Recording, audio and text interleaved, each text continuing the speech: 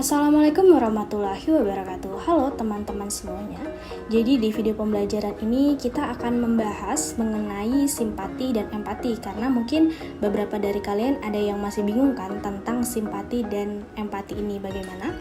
Jadi langsung aja kita mulai. Jadi akan ada 4 pembahasan yang kita bahas di video pembelajaran kali ini, yaitu ada pengertian empati, kemudian ada pengertian simpati, yang ketiga ada perbedaan simpati dan empati, dan yang keempat ada contoh empati dan simpati.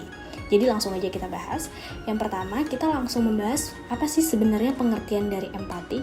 Nah, empati sendiri merupakan sebuah sikap di mana seorang individu ini mampu merasa apa yang orang lain rasakan. Nah, kalau simpati ini dia itu sebuah sikap untuk mampu peduli dan merasa iba dengan orang lain.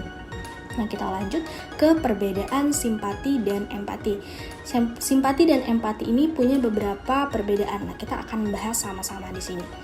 Yang perbedaan pertama, simpati di sini dikenal dengan istilah feeling with. Jadi maksud dari feeling with ini, simpati hanya mampu merasakan bersama dengan orang lain tentang apa yang mereka rasakan.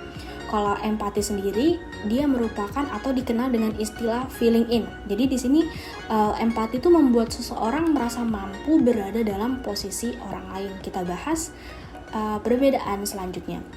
Perbedaan selanjutnya ini, simpati itu tidak mendalam. Jadi seseorang ini mungkin tahu dan akan ikut bersedih dengan apa yang orang lain rasakan atau orang lain alami, tetapi mereka tidak terlalu terlibat terhadap kesedihan tersebut.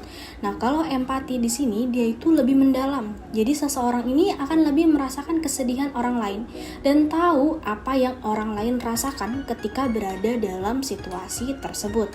Nah, kita akan bahas beberapa perbedaannya lagi, karena simpati dan empati ini mungkin mirip-mirip tapi sebenarnya itu berbeda sekali ya. Jadi perbedaan selanjutnya, empati ini melibatkan faktor kognitif dan afektif, di mana faktor kognitif dan afektif ini dilibatkan karena seseorang itu juga akan ikut berpikir dan mencari penyelesaian masalah orang lain. Itu kalau empati. Nah, kalau simpatinya bagaimana? Kalau simpati ini dia biasanya bersifat spontan.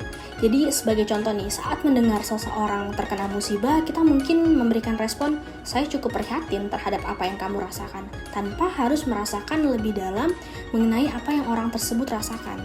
Nah, perbedaan selanjutnya dari empati dan simpati ini. Nah, empati di sini merupakan sikap untuk memahami orang lain. Jadi, seseorang ini akan berempati, dia akan menjadi pendengar yang baik, dia akan membebaskan orang lain untuk menceritakan permasalahannya sebebas-bebasnya. Itu kalau empati. Kalau simpati di sini merupakan sebuah respon dukungan. Jadi maksudnya di satu sisi ini sikap simpati bisa menjadi sebuah respon dukungan kepada orang lain. Orang lain akan dapat merasakan dukungan ini, tetapi tidak pada sampai tahap penyelesaian dari orang tersebut. Jadi hanya pada sampai tahap dukungan saja. Kemudian kalau empati sendiri, dia ini berdasarkan faktor perbedaan. Jadi maksudnya faktor perbedaan di sini, jadi misalnya seseorang nih bersikap empati, dia mungkin tidak mengalami hal yang sama yang terjadi pada seseorang, namun dia mampu merasakan apa yang orang lain itu alami. Nah, kalau simpati sendiri, kalau tadi empati dia faktor perbedaan, kalau persamaan ini, kalau simpati itu dia faktor persamaan. Jadi seseorang ini mungkin pernah mengalami kesamaan nasib yang kemudian menjadikan dia merasa iba atau merasa prihatin terhadap apa yang dialami oleh orang lain. Jadi memang mereka akan saling menguatkan, tetapi berusaha tidak terlibat terlalu jauh. Jadi ada batasan yang memang tersedia. Nah, kita lanjut ke pembahasan yang selanjutnya. Pembahasan selanjutnya ini ada contoh empati dan simpati. Jadi langsung aja ya. Nah, di sini saya akan memberikan beberapa contoh dari simpati dan empati. Jadi langsung aja kita ke contoh yang simpati dulu ya. Jadi contoh simpati ini memberikan ucapan rasa sedih atau bela sungkawa. Jadi ketika seseorang berada atau mendapatkan kabar duka, biasanya dia mendapatkan ucapan rasa sedih atau bela sungkawa, itu bisa dinamakan sebagai simpati.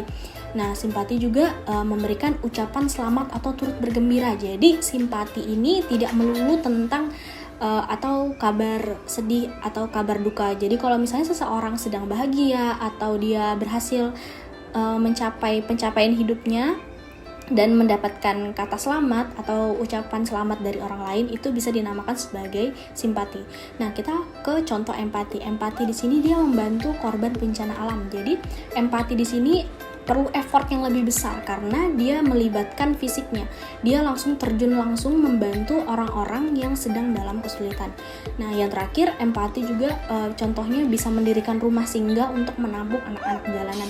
Jadi di sini mereka membuat rumah multifungsi gitu. Jadi anak-anak jalanan kan ada beberapa yang nggak mendapatkan pendidikan yang layak ya, pendidikan yang formal. Jadi orang-orang yang mempunyai jiwa empati yang tinggi, mereka akan mendirikan rumah tersebut dan menyediakan aktivitas atau menyediakan fasilitas buat anak-anak jalanan agar mereka bisa mendapatkan pendidikan yang layak juga.